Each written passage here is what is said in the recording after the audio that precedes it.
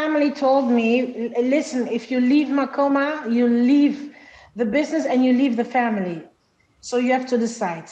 You want to stay in Makoma group, or then you are in. But if you are out in the family, in the business as well.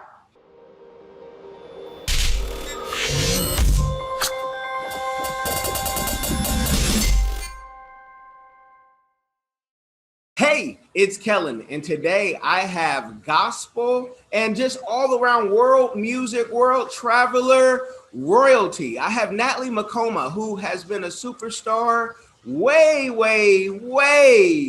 before many of you knew what a star was, before many of you knew what, African music was now with the rise of Afro beats. She is still young because she started at such a young age with her family, the Makoma group. I would do the previous name, Nouveau Testament, but my French is terrible, as you hear. So Natalie, welcome to the show. How are you doing today? I'm doing fine. Thank you very much. I'm doing fine. How are you? I'm good, but it's all about you and that the success. I just want to even shine more highlight on your success because you've had major record deals. You've left. I know, you're married to music and artistry as well, and that you've done this for so long, like Michael Jackson, but, many moons after because Yes. of the age. I just kind of want to know and give some insight with all the success that, how do you keep going strong in music even after leaving a major label like Sony?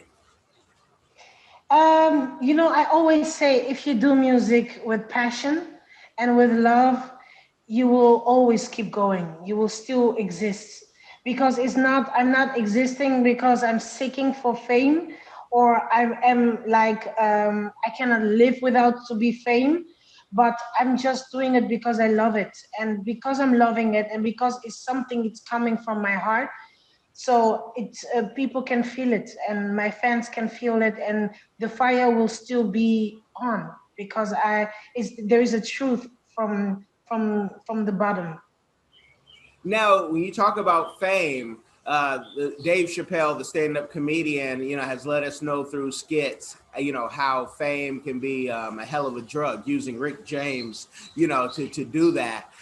I mean, Yeah. you have done this with your family and you guys traveled the world.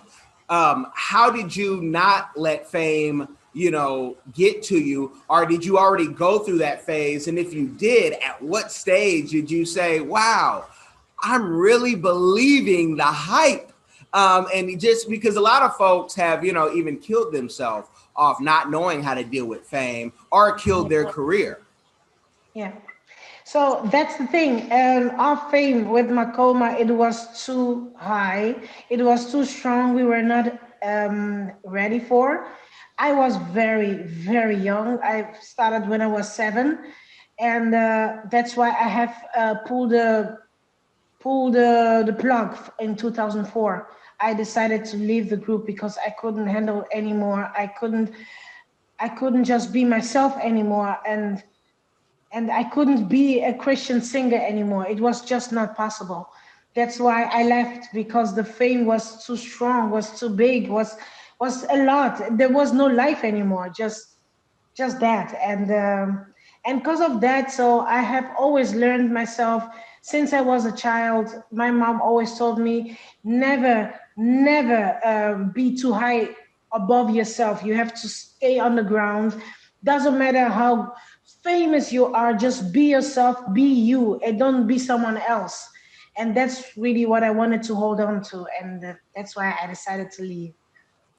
And, it's not just that she left the group. I mean, it's a family group, even, plus one who may not be blood family, but it's a family group. So did you leave to leave your group is one thing, but sometimes, again, Michael Jackson reference, folks are, looked at their family like, how can you leave us? You're the lead singer. We need you. Yeah. How did you, break that relationship? And was it able to, at the family reunion, at the Christmas parties, or whatever the parties are, was there still a strong family bond? Well, my family told me, listen, if you leave Makoma, you leave the business and you leave the family. So you have to decide. You want to stay in Makoma group, or then you are in. But if you are out in the family and the business as well. Before I thought they were joking, but it was the truth. Since then until today, we don't talk. Wow, that's sad. I mean, that Yeah. is sad.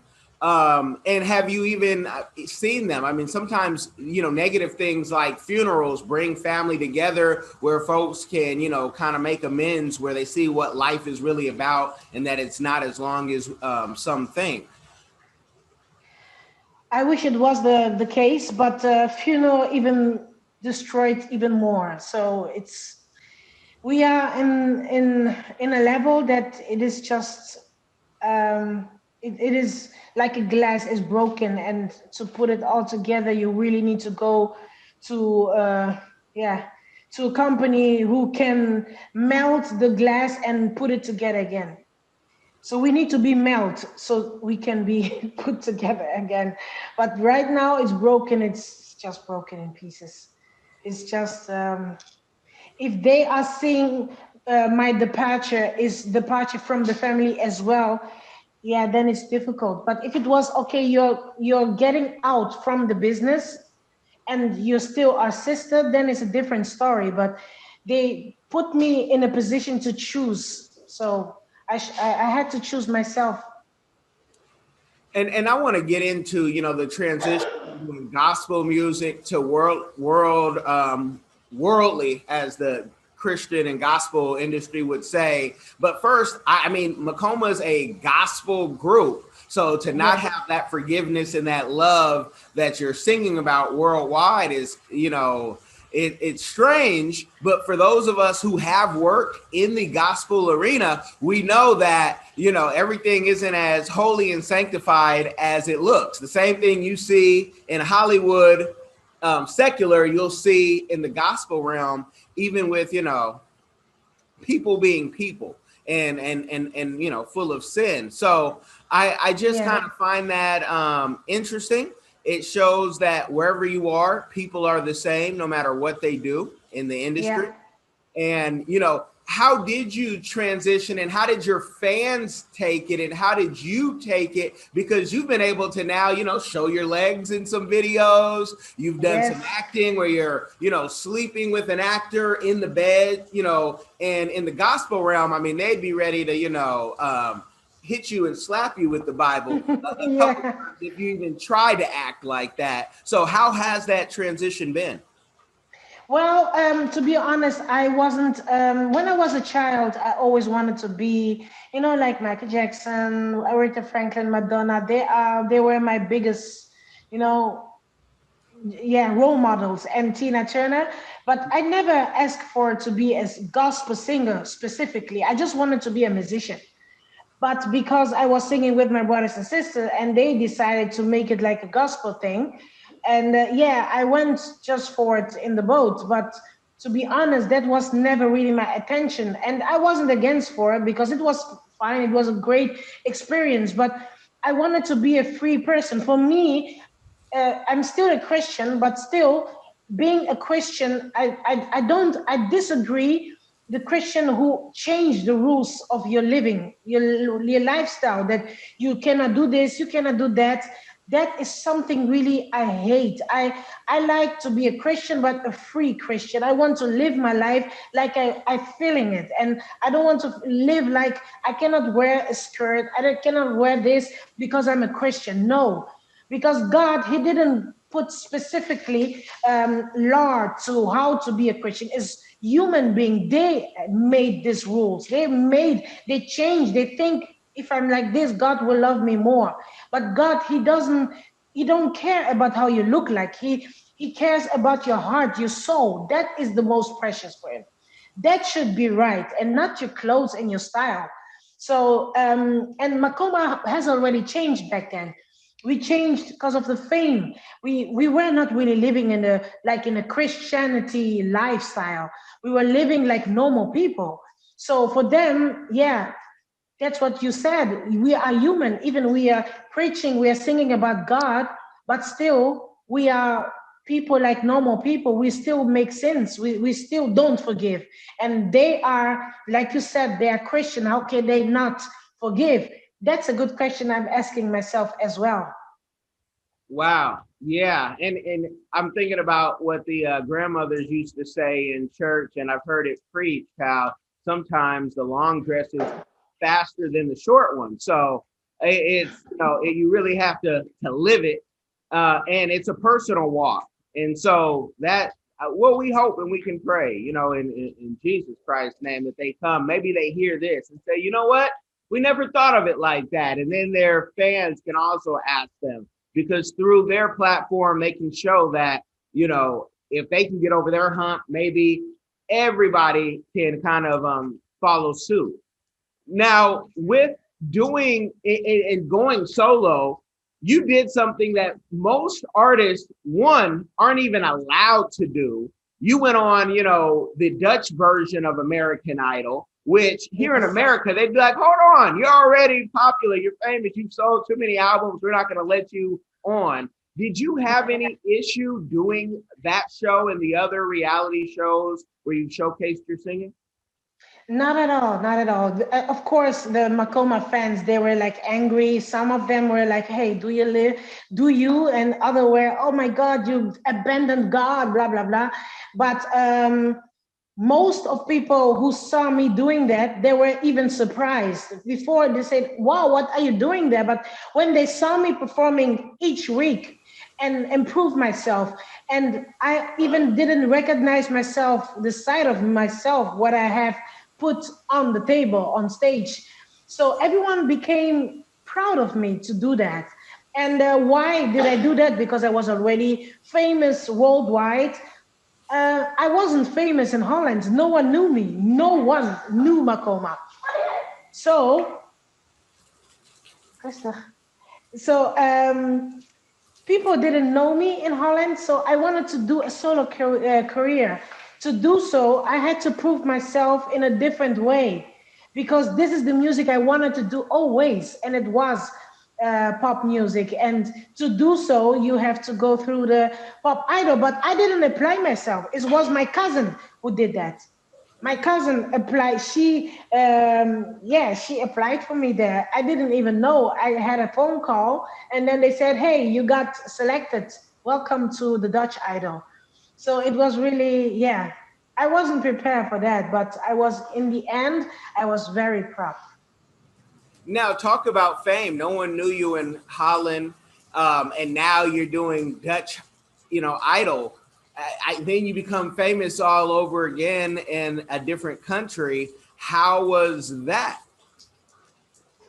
It was good. It was, for me, the first time when I went on stage to do my first show, and I am telling you, wow, when I was singing it myself, I pulled my ghost out of my body, and then I was looking myself, Natalie, I didn't know that you were able to sing those kind of music. You were always singing gospel songs. How can you are singing just the way you're singing now?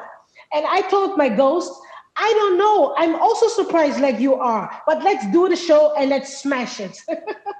And yes, and it went well. People were standing up and yeah. And then I said, okay, if you have music in you, you have music in you. Nothing is impossible.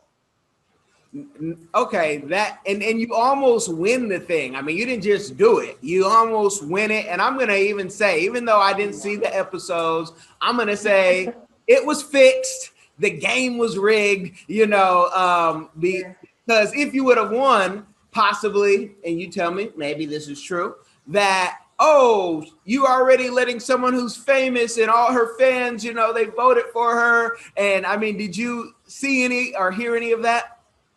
Well, yes, because a lot of people were saying even that I was not a real candidate. I was paid to come on TV just to raise up the views. That's what they were putting on the newspapers. They said Natalie Makoma is fake. She's not a real candidate. She is already a superstar.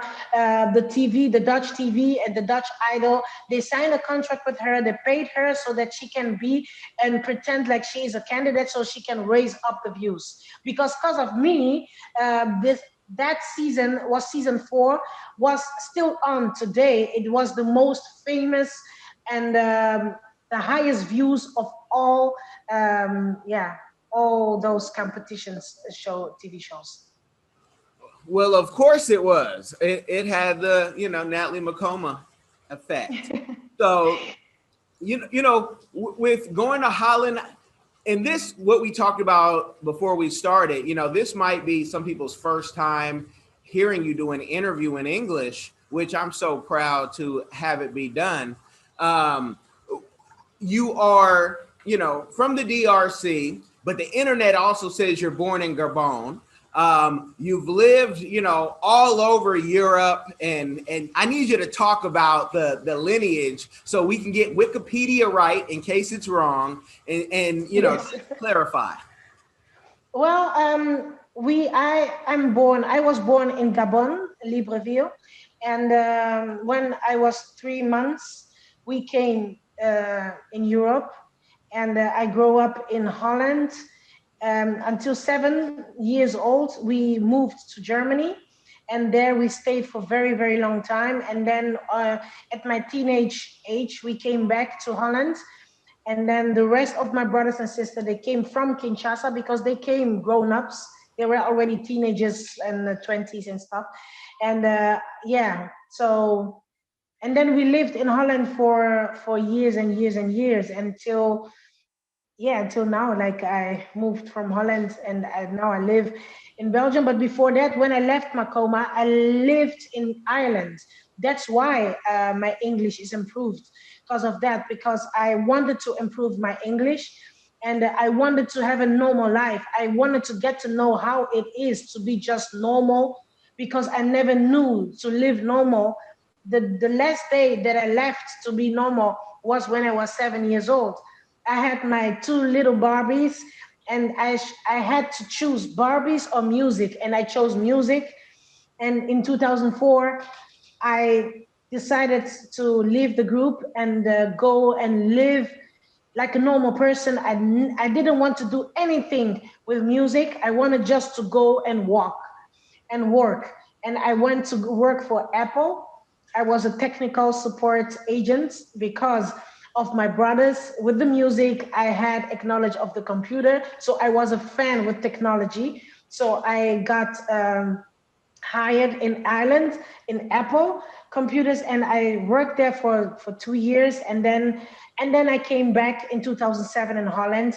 And then I started in 2008, the Dutch Idol. And there is where my solo career started. Wow. And now a lot of people are working to become famous. You were working just to see what normal tasted like.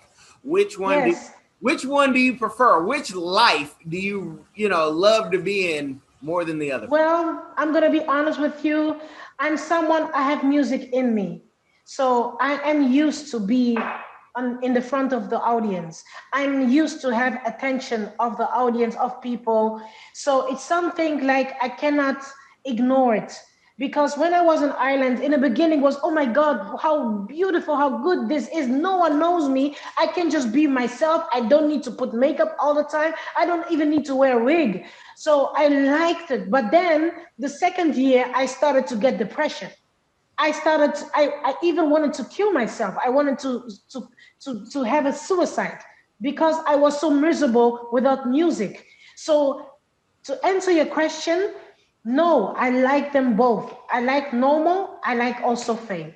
Both of them need to be in my life. I cannot be without music. I cannot be without being on stage. And I cannot also be without being normal and also just go to the supermarket with my children.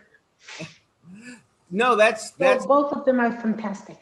I thank you for that honest answer. And, being able to go from country to country and, people being able to recognize you. And then when you did do the Idol, you did have a supportive, it looked like a family member, maybe an aunt, and she looked like she was full of energy that was supporting you. Do you remember who I'm talking about? I remember definitely she had blonde hair. Yeah. It was not my aunt. She was my cousin. She is the one who signed me up on Dutch Idol.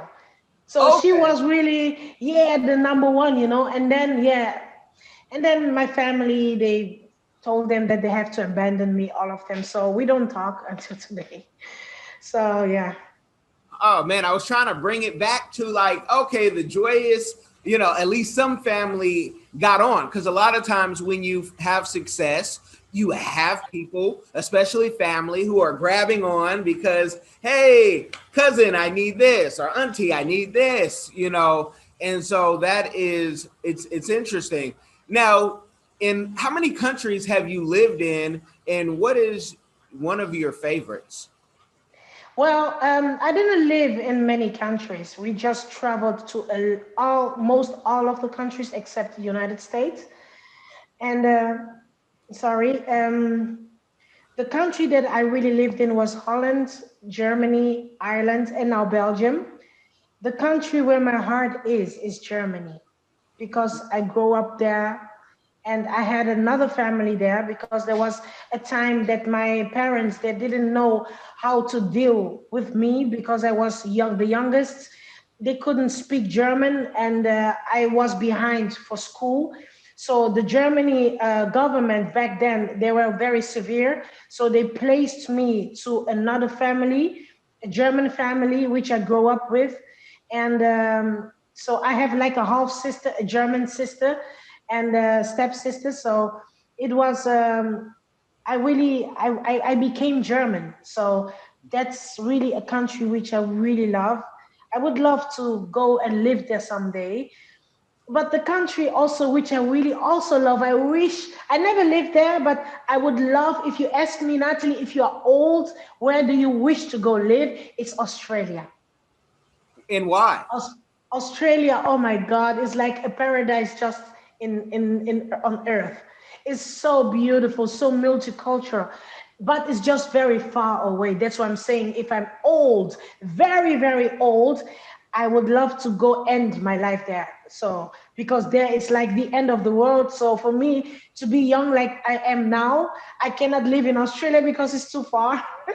But and you're far from your family. But when I'm old, that's the country I would love. I would love to live in. But for now, which country I want to live is Germany.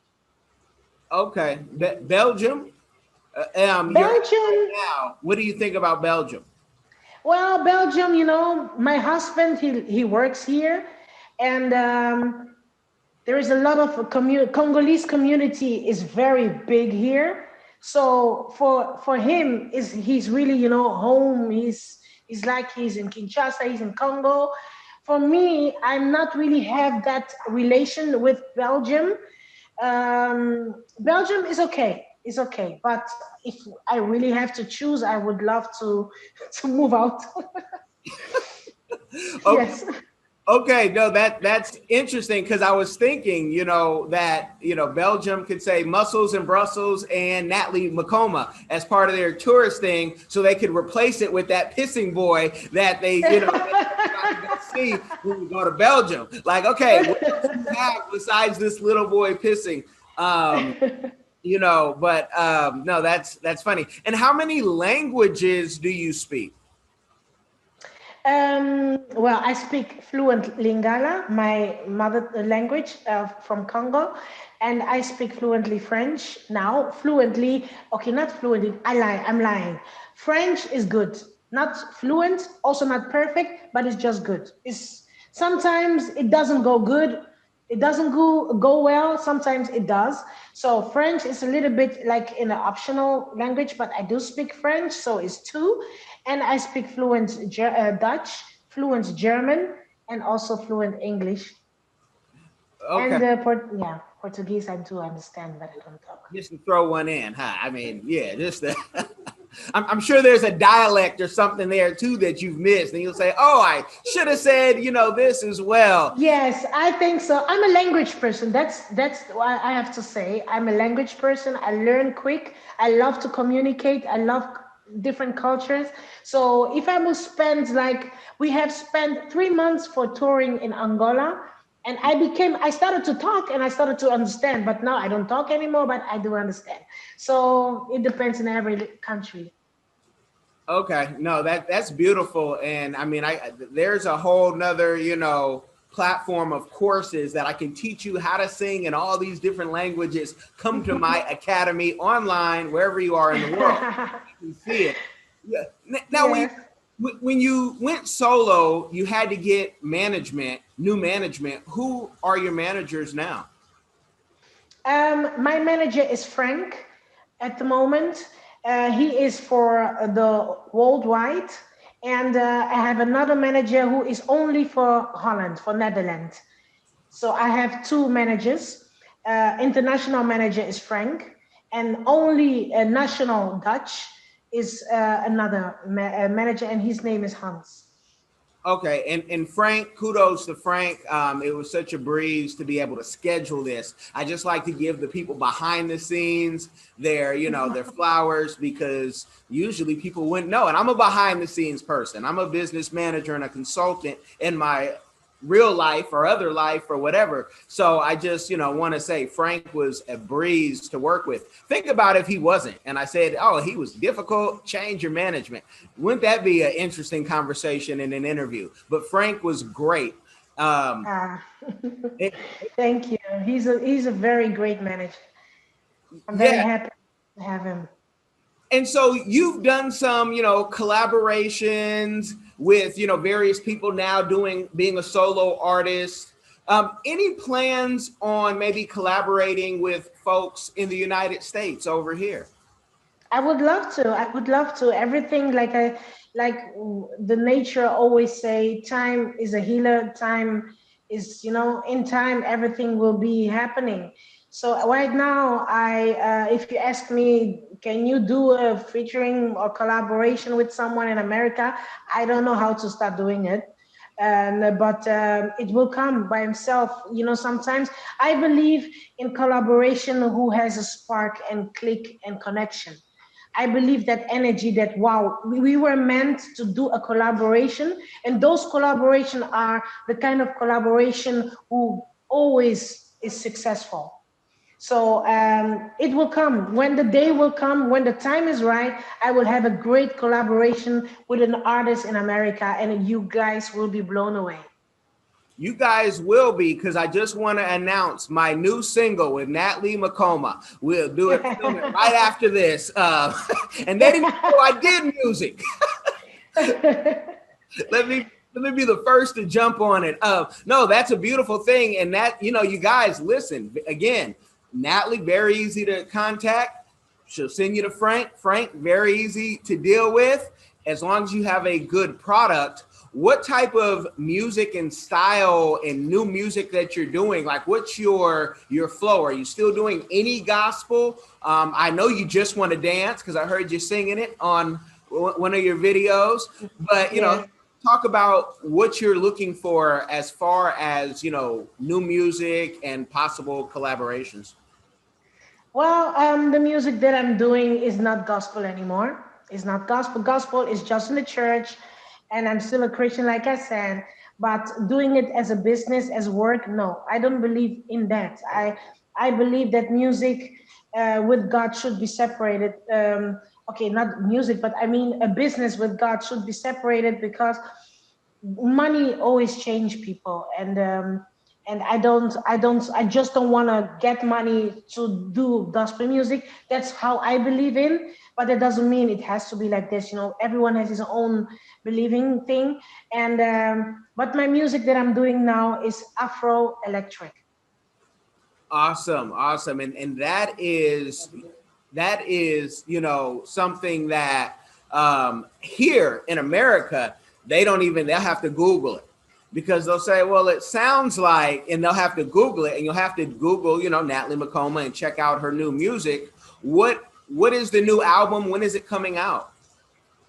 Well, with this pandemic, everything is going a little bit slow. So I'm working with the best producers from Uganda, And yeah, so we are, everything is like from far away. And but next year, 2021, everything will be ready.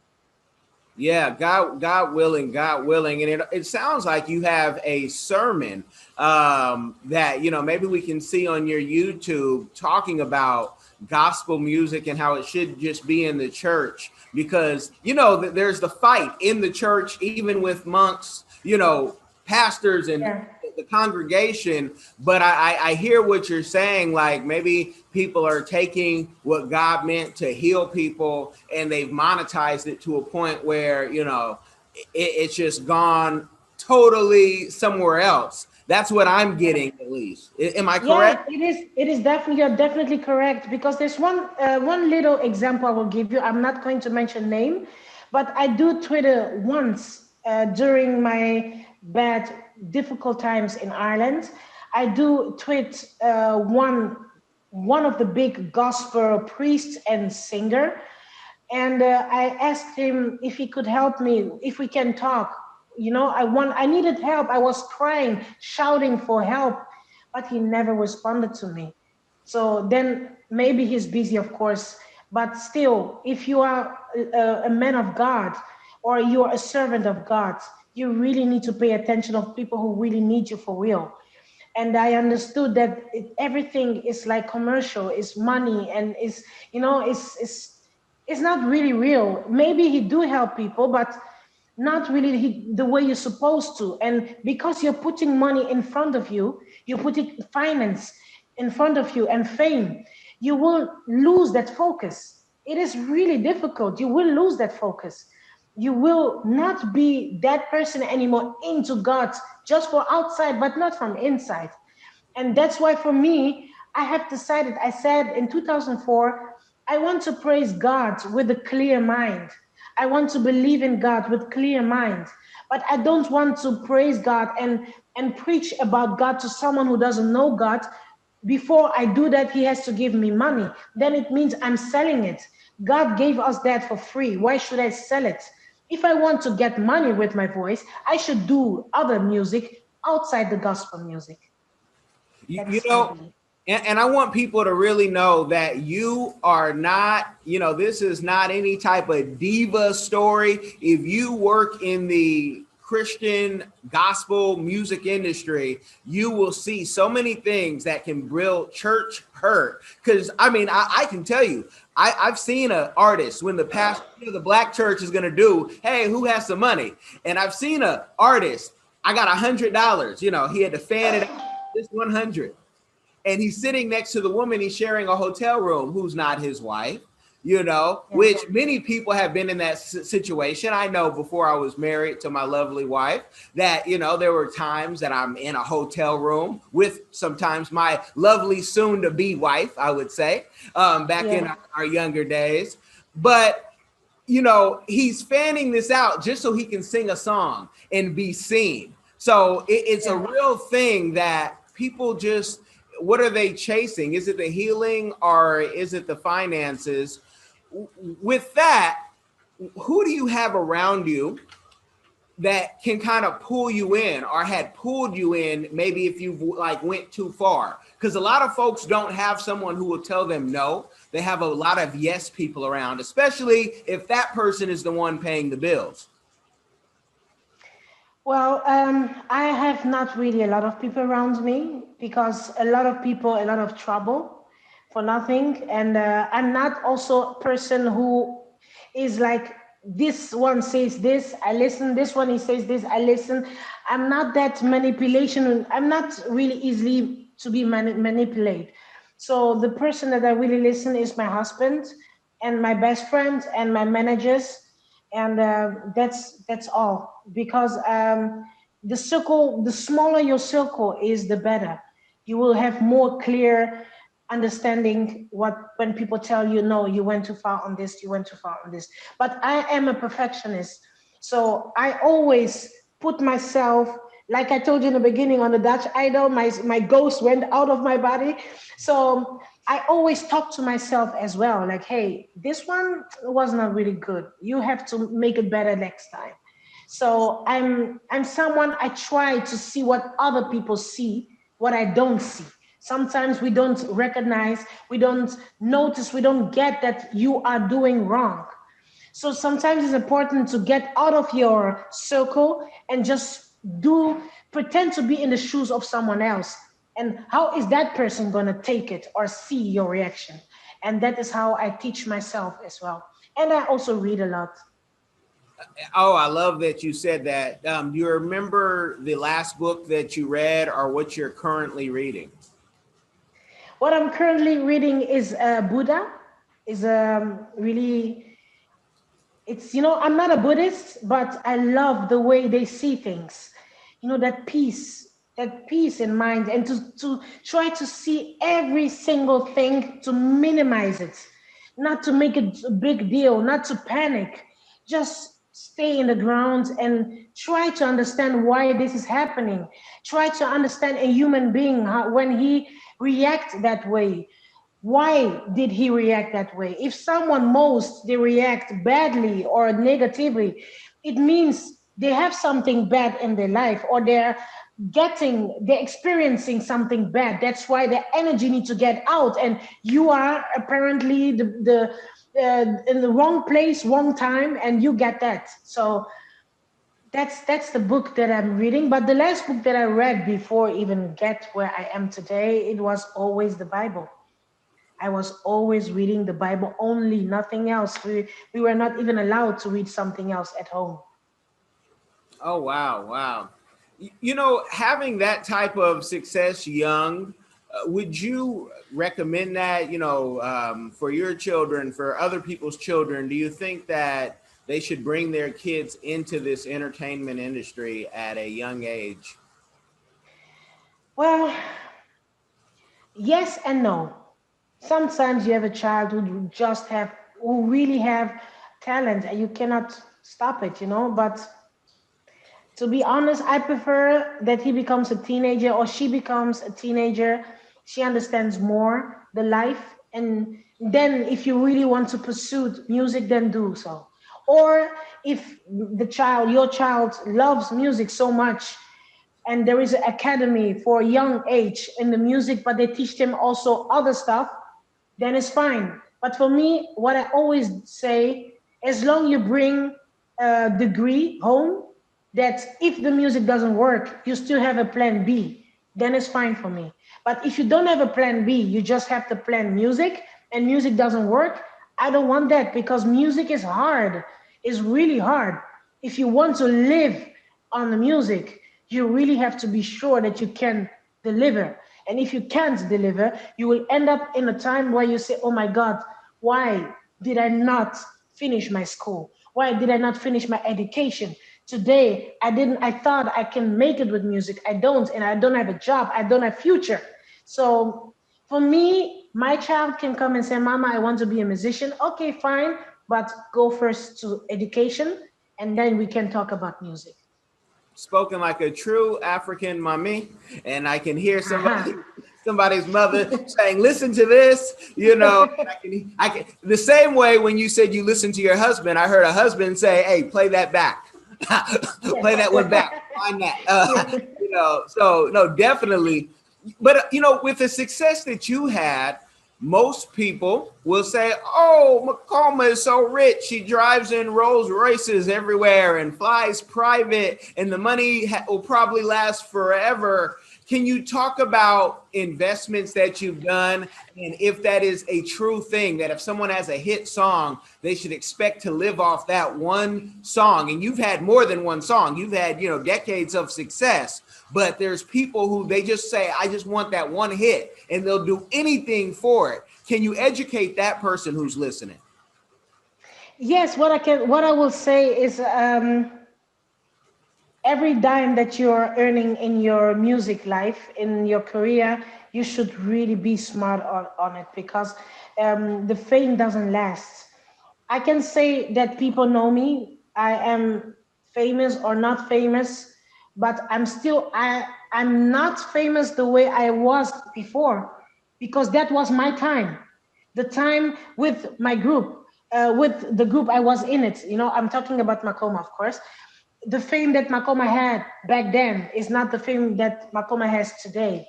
The fame that I had in the time that I'm still doing my solo career, but there was a time that I was, whoa, everyone was like talking about you. Those times are times that you have to take advantage and put your money somewhere and make it grow, because those time will not stay forever, will not stick. Every time, everyone has his ticking bomb. So you got your time, and your time is maybe like you were born to have fame for 5 years. After 5 years, no one will ever talk about you, and that's fine, because that was your time. And after 5 years, there's someone who's even better than Natalie Makoma. But in these 5 years, what have you done? Have you done nothing? Did you finish money with the drinking, alcohol, drinks, clubs, spending money for your friends, giving them cars, buying cars, and doing nothing else? Not thinking about the future? That is wrong. If you are famous now, you are famous now. The time your song is successful, everyone is playing it on the radio, everyone is playing it on TV. That is the degrees of your success. If there is no music of yours, nothing, nowhere in the platform, that is also the degree of your success. So the time everyone is talking about you and the time you are making money, do something else aside, because if that fame is gone, you have something to remember. Oh, I bought this with my talent. I bought this with this. And me, in my success with Makoma, I have invested in a lot of things, but I'm a very, very European, typical European girl. And we don't usually talk about money, about what you have done. I prefer always to stay anonym. How do you say it in English? No, Anonymous? I get you. No, I'm from Oakland, California. So we don't talk about money unless we say we're broke. We ain't got it. So I get it. But I wanted you to just give somebody what you gave them because they think that it will last forever. You know what? People think fame will be like African presidency for most countries. It's going to last a lifetime and you can die in the position. So I wish the African presidents would take heed to that and say, "Ooh, after 5 years, maybe I should leave." Yeah. So no, Yeah. that's very good thing. But you've had great success. Now, with your success, what has been a community give back that you've doing, or that you want to do in the future? So I didn't do something specifically yet in my community, but what I do is I have a music school here in Belgium, and I give lessons, but it's something like a part-time. It's not really what I do full-time, but when I have, I schedule always with my students, but I give lessons to students for singing. And especially if you want to be a professional singer, if you are already a professional singer and you have shows, or you have a recording session, or you have something to do which requires some technical thing, that's what I teach. And I also sometimes teach children who wants to do like a part-time, like a hobby, music, singing, and or in the church. That's what I do. That's what I give for the community, plus other cultures as well, because I don't only have students Congolese, but I have also Belgians and Europeans and other stuff. Mm-hmm. Okay. No, that's a beautiful thing. And if folks want to go to that school, what is the best way for them to, become a student?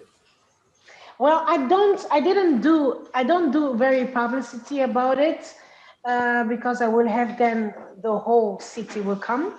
And so what I leave it always to them. And maybe I should, yeah, I don't know. I think saying it out loud, hey, I give lessons, who wants to come? Everyone will come, even the ones who doesn't even want to sing. So what I let them do, they contact me on the Instagram, on my Instagram at Natalie Makoma official, or on my Twitter at Natalie Makoma, or on my fan page at Natalie Makoma Music.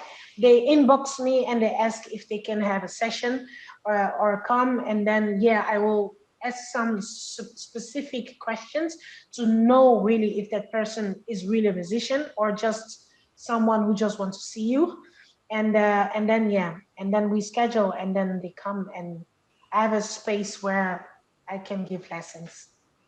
And you even missed one. You guys don't forget to type in Natalie's name for YouTube and subscribe to her YouTube, where she is showing you, I'm going to say this, her journey through surgery. I'm not going to say what surgery.